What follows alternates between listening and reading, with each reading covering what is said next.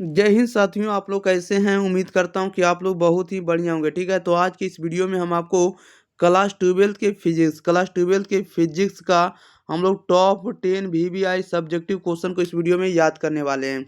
जो भी 2025 की बोर्ड परीक्षा में शामिल होना चाहते हैं विद्यार्थियों, उनके लिए ये इंपॉर्टेंट आपको वीडियो रहने वाला है, क्योंकि इसमें हम आपको 10 VBI सब्जेक्टिव क्वेश्चन को याद करवाएंगे जो आपको 2025 की बोर्ड परीक्षा में लड़ने वाला है। ठीक है, जो लड़ेगा वही प्रश्न करवाएंगे और वैसा ही करवाएंगे। इसलिए आप लोग इस वीडियो को अपने भाई बहन के पास शेयर जरूर करिएगा, और चैनल पर पहली बार आए तो चैनल को भी सब्सक्राइब जरूर कर लिएगा। ओके, एक बार वीडियो को शेयर कर दिएगा।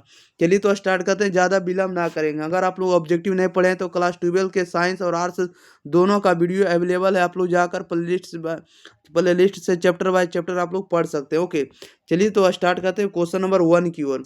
1 नंबर में करा है कि प्रावैद्युत पदार्थ से आप क्या समझते हैं। प्रावैद्युत पदार्थ से आप क्या समझते हैं, अथवा इसी में पूछा जा सकता है। इसको वेराइटी चेंज करेगा तो पूछेगा कि संधारित्र में प्रावैद्युत का क्या कार्य है। पहले पूछेगा कि प्रावैद्युत पदार्थ से आप क्या समझते हैं, आंसर आपको सेम ही लिखना है। और इसमें पूछ रहा है संधारित्र में प्रावैद्युत का कार्य क्या है, तो मतलब बात सेम है मोटा मोटी कि आपको प्रावैद्युत पदार्थ के बारे में ही लिखना है। तो प्रावैद्युत पदार्थ लिखिएगा कि वैसे पदार्थ प्रावैद्युत कहलाते हैं जिन्हें संधारित्र की प्लेटों के बीच रखने पर उन प्लेटों के बीच विभवांतर का मान कम होता है, अर्थात उसकी धारिता बढ़ जाती है। परावैद्युत पदार्थ विद्युत रोधी होता है, जैसे कांच, अभ्रक, पैराफिन, मोम, तेल आदि। ये सब क्या होता है, परावैद्युत पदार्थ में आएंगे। ओके, एक बार और देख लेते हैं। परावैद्युत पदार्थ से आप क्या समझते हैं। संधारित्र में परावैद्युत का कार्य लिखना है कि क्या कार्य है। पहले परावैद्युत लिखा डैश दीजिएगा, लिखिएगा वैसे पदार्थ को परावैद्युत पदार्थ कहते हैं, या वैसे पदार्थ परावैद्युत पदार्थ कहलाते हैं जिन्हें संधारित्र की प्लेटों के बीच रखने पर उनके प्लेटों के बीच का विभवांतर का मान कम होता है, अर्थात उसकी धारिता बढ़ जाती है। परावैद्युत पदार्थ विद्युत रोधी होता है, जैसे कांच, अभ्रक, पैराफिन, मोम, तेल इत्यादि। ये सभी को हम लोग परावैद्युत पदार्थ का क्या बोलेंगे, उदाहरण बोलेंगे। ओके, चलिए नेक्स्ट क्वेश्चन लेते हैं, क्वेश्चन नंबर 2 नंबर की ओर। 2 नंबर में करा विद्युत ध्रुवण तथा विद्युत विस्थापन से आप क्या समझते हैं। विद्युत ध्रुवण के बारे में लिखना और विद्युत विस्थापन के बारे में लिखना है, दोनों का अलग अलग परिभाषा लिखना होगा। ओके, विद्युत ध्रुवण और विद्युत विस्थापन से आप क्या समझते हैं। तब विद्युत ध्रुवण लिखेगा विद्युत क्षेत्र में प्रति एकांक आयतन के द्विध्रुव आघूर्ण को विद्युत द्विध्रुव कहते हैं। इसे पी से सूचित किया जाता है। विद्युत ध्रुवण क्या है, तब विद्युत क्षेत्र में प्रति एकांक आयतन के द्विध्रुव आघूर्ण को विद्युत द्विध्रुव कहते हैं। इसे पी द्वारा व्यक्त किया जाता है। विद्युत विस्थापन क्या है, जब आविष्ट चालक के संपर्क में किसी विद्युत माध्यम को लाया जाता है तो माध्य के ध्रुवण के कारण चालक का प्रभावी आवेश एवं विद्युत क्षेत्र कम हो जाता है। जैसे मान ली जाए, माना कि चालक के मुक्त आवेश का तलीय घनत्व सिग्मा है तथा इसके संपर्क में स्थित माध्यम के पृष्ठ पर ध्रुवण के फलस्वरूप उत्पन्न आवेश का तलीय घनत्व माइनस में सिग्मा पी होगा, तो चालक का प्रभावी तलीय घनत्व जो होगा सिग्मा डैश जो होगा सिग्मा माइनस सिग्मा पी होगा। क्या होगा, सिग्मा माइनस सिग्मा पी होगा। ओके, चलिए तो उतना नहीं लिखना, आप लोगों को दोनों परिभाषा लिख देना। ओके, कहने का मतलब हुआ कि विद्युत ध्रुवण का परिभाषा आप यहाँ से लेकर लिखना स्टार्ट करिएगा कि विद्युत क्षेत्र में प्रति एकांक आयतन के द्विध्रुव आघूर्ण को विद्युत द्विध्रुव कहते हैं। इसे पी द्वारा व्यक्त किया जाता है। विद्युत विस्थापन का लिखेंगे तो जब आविष्ट चालक के संपर्क में किसी विद्युत माध्यम को लाया जाता है तो माध्य के ध्रुवण के कारण चालक का प्रभावी आवेश एवं विद्युत क्षेत्र कम हो जाता है, उसे हम लोग विद्युत विस्थापन कहते हैं। बाकी ये सब आप लोग नहीं लिखेंगे। ओके, हम आपको ऐसा ही समझा देते हैं। चलिए क्वेश्चन नंबर अगले, क्वेश्चन नंबर 3 है, कह रहा है कि समविभवी तल से आप क्या समझते हैं। समविभवी तल से आप क्या समझते हैं, तो लिखिएगा विद्युत क्षेत्र में समविभवी तल एक ऐसा तल है जिसके सभी बिंदुओं पर विद्युत विभव का मान समान होता है। विद्युत क्षेत्र में समविभवी तल एक ऐसा तल होता है जिसके सभी बिंदुओं पर विद्युत विभव का मान समान होता है। ठीक है ना। और समविभवी तल में धन आवेश को एक बिंदु से दूसरे बिंदु तक लाने में किया गया कार्य शून्य होता है।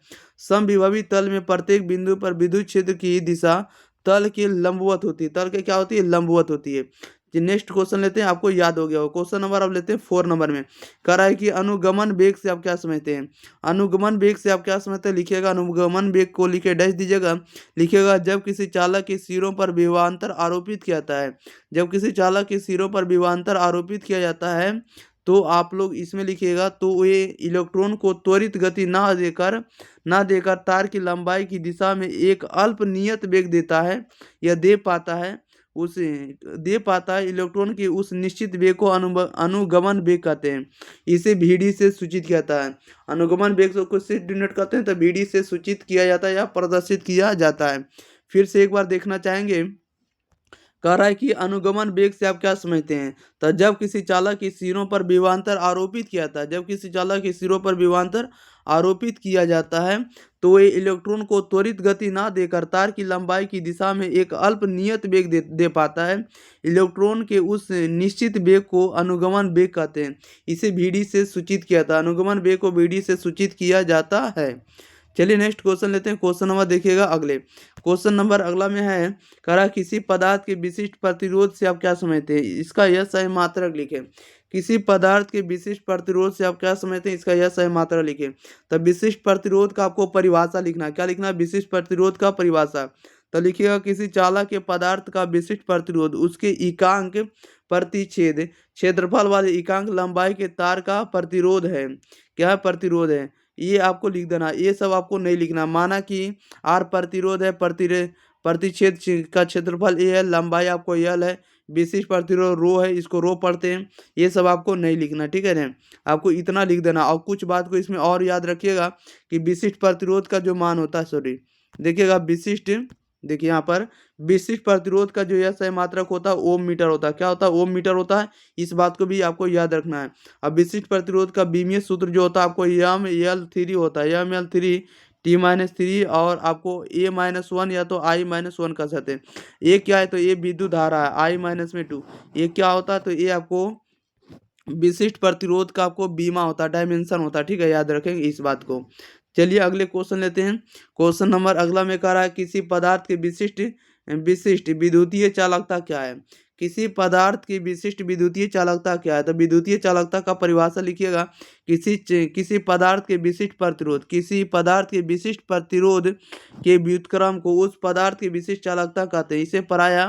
इसे पराया किसे सूचित किया था, विद्युत चालकता को हम लोग पराया, देखिए यहाँ पर तो नहीं लिखा, विशिष्ट चालकता को पराया हम लोग C से सूचित करेंगे। किसे, C से सूचित करेंगे, कंडक्टिविटी से C से सूचित किया जाता है। ओके, और इसका जो यह सही मात्रक होता है आपको ओम मीटर का, देखिए इसका जो यह सही मात्रक होता है इसको आप लोग लिखिएगा प्रति ओम पढ़ेंगे। माइनस पावर है तो इसको पढ़ेंगे प्रति ओम पढ़ेंगे, और माइनस है तब प्रति मीटर पढ़ेंगे। यह सही मात्रक प्रति ओम प्रति मीटर होता है। इसी को हम लोग क्या कहते हैं, मोहो कहते हैं। क्या कहते हैं, मोहो प्रति मीटर करेंगे, या तो कहते हैं साइमन प्रति मीटर भी कहते हैं। ओके, याद रखना इस बात को। अगले क्वेश्चन लेते हैं। क्वेश्चन नंबर देखिएगा अगला। कह रहा है कि विद्युतीय कार्य ऊर्जा शक्ति से आप क्या समझते हैं। विद्युतीय कार्य ऊर्जा तथा शक्ति से आप क्या समझते हैं। विद्युतीय कार्य ऊर्जा तथा शक्ति से आप क्या समझते हैं।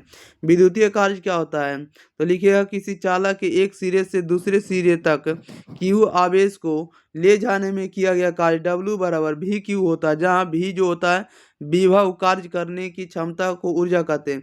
इसका जो मात्रक होता है जूल होता है। क्या होता है, जूल होता है। और हम कह सकते हैं कि अगर कहीं 1 जूल रहता है, क्या रहता है, 1 जूल बराबर 1 वोल्ट गुना 1 कूलम होता है। 1 लगा देना दोनों तरफ। अगर विद्युतीय शक्ति रहेगा तो लिखिएगा कार्य करने की दर को शक्ति कहते हैं।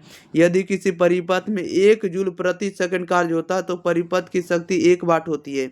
कितनी वाट होती है, 1 वाट होती है। ओके, इस तरह से इसका आंसर लिखना होगा। अगला नंबर लेते हैं। कह रहा है किरचॉफ के नियमों को लिखे तथा समझावे। किरचॉफ के या किरहॉफ के नियमों को लिखे और समझावे। ये क्वेश्चन आपको बार बार आएगा। ये 5 नंबर में पूछता है, लेकिन अगर कहीं आपको 2 नंबरिया में पूछेगा तो आपको इतना ही लिखना। 5 नंबर पूछेगा तो आपको बहुत सारा चीज़ उसमें से लिखना होता है, ठीक है ना। तो किरचॉफ के नियम को लिखे। दोनों नियम को बता देते हैं। किरचॉफ के 2 नियम होते हैं। पहला होता है आपको संधि नियम होता है। क्या होता है, संधि नियम, जिसको प्रथम नियम कहते हैं।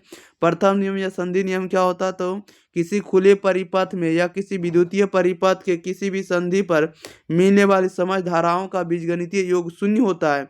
इसे बिंदु नियम भी कहते हैं। देखिएगा, अगर कहीं आपके पास संधि नियम या तो बिंदु नियम या तो प्रथम नियम रहता है, बोल देगा कि किरचॉफ के प्रथम नियम को लिखिए, किरचॉफ के संधि नियम को लिखिए, या तो किरचॉफ के बिंदु नियम को परिभाषित करें तो लिखिएगा किसी खुले परिपथ में या किसी विद्युतीय परिपथ में किसी भी संधि पर मिलने वाली समस्त धाराओं का बीजगणितीय योग शून्य होता है, उसे किरचॉफ के प्रथम नियम कहा जाता है, या तो संधि नियम कहा जाता है, या तो बिंदु नियम भी कहा जाता है। और सेकेंड नंबर जो इसका नियम होता है क्या होता है, देखिए किरचॉफ का जो दूसरा नियम होता है लूप नियम कहा जाता है। क्या कहता है, लूप नियम कहा जाता है, या लूप का नियम, उसे द्वितीय नियम कहा जाता है। इसमें लिखिएगा किसी बंद परिपथ में लूप के विभिन्न भागों की धाराओं तथा प्रतिरोधों के गुणनफल का बीजगणितीय योग उस लूप के विद्युतीय वाहक बल के बराबर होता है, उसे लूप का नियम कहते हैं। क्या कहते हैं, लूप का नियम कहते हैं। अगले क्वेश्चन लेते हैं। क्वेश्चन नंबर देखिएगा, अगला नंबर क्या है। अगला नंबर जो क्वेश्चन है कह रहा है समझाएं कि किसी सेल में विद्युत वाहक बल लिखा हो, बल जो लिखा है विद्युत वाहक बल वोल्टमीटर क्यों नहीं माप सकता है, बताइएगा। इसमें से जो सब्जेक्टिव लिखना है कि किसी सेल में विद्युत वाहक बल जो होता है वोल्टमीटर क्यों नहीं माप सकता है, तो लिखिएगा किसी सेल से जुड़े वोल्टमीटर का पाठ्यांक उस सेल का विद्युत वाहक बल नहीं देता है, क्योंकि उच्च प्रतिरोध वोल्टमीटर भी कुछ ना कुछ धारा खींच सकता है या खींचता है, अतः वोल्टमीटर किसी सेल का विद्युत वाहक बल नहीं माप सकता है। ज्ञात विद्युत वाहक बल के मानक सेल के साथ तुलना कर किसी सेल का विद्युत वाहक बल विभव मापी द्वारा निर्धारित किया जाता है। इसलिए हम लोग कह सकते हैं कि किसी सेल का विद्युत वाहक बल जो होता है वोल्टमीटर को नहीं माप सकता है, नहीं नापता है। ओके, चलिए एक क्वेश्चन और को हम ले लेते हैं। इसी में 11 क्वेश्चन हो जाएगा। कह रहा है कि एक तार धारा बहती है, कह रहा है कि एक तार धारा बहती है, क्या यह आवेशित हो जाता है, अपने उत्तर का कारण दे। तो लिखिएगा तार आवेशित नहीं होती। तार जो होता है आवेशित नहीं होती, स्वतंत्र इलेक्ट्रॉन को निश्चित दिशा में बहने के कारण तार में धारा उत्पन्न होती है, किंतु तार में प्रोटॉन की संख्या किसी क्षण इलेक्ट्रॉन की संख्या के बराबर होता है। इलेक्ट्रॉनों पर आवेश प्रोटॉन पर के आवेश के बराबर एवं विपरीत प्रकृति के होने से तार में परिणामी आवेश का मान शून्य होता है। कहने का मतलब हुआ कि अगर हम एक तार को बहती धारा में रख देते हैं तो क्या यह आवेशित हो जाता है, तो इसको हमें अपने शब्दों में उत्तर देना है। तो लिखिएगा कि तार जो होता है आवेशित नहीं होता है, अतः हम कह सकते हैं कि स्वतंत्र इलेक्ट्रॉन को निश्चित दिशा में, निश्चित डायरेक्शन में बहने के लिए तार में धारा उत्पन्न होती है, किंतु तार में प्रोटॉन की संख्या किसी क्षण या किसी समय इलेक्ट्रॉन की संख्या के बराबर होता है। इलेक्ट्रॉनों पर आवेश प्रोटॉन पर के आवेश के बराबर होता है, इसलिए हम कह सकते हैं कि विपरीत प्रकृति के होने से तार में परिणामी आवेश का मान हमेशा 0 होता है, शून्य होता है। ओके, चलिए तो इस वीडियो में आपको 10 सब्जेक्टिव क्वेश्चन को याद करवा दिए, तो आप लोग अपने भाई बहन के पास इस वीडियो को ज़्यादा से ज़्यादा शेयर करते रहिए, और चैनल को सब्सक्राइब नहीं किए तो चैनल को सब्सक्राइब करिए। ओके, मिलते हैं हम लोग अगली वीडियो के साथ। तब तक अगर आप लोगों के पास कुछ भी मत रहे, प्रकट करना रहे, तो आप लोग कमेंट बॉक्स में खाली पड़ा हुआ आप लोग लिख कर बता सकते हैं कि किस पर वीडियो चाहिए, कौन से विषय पर चाहिए। Okay, thank you for watching this video, धन्यवाद।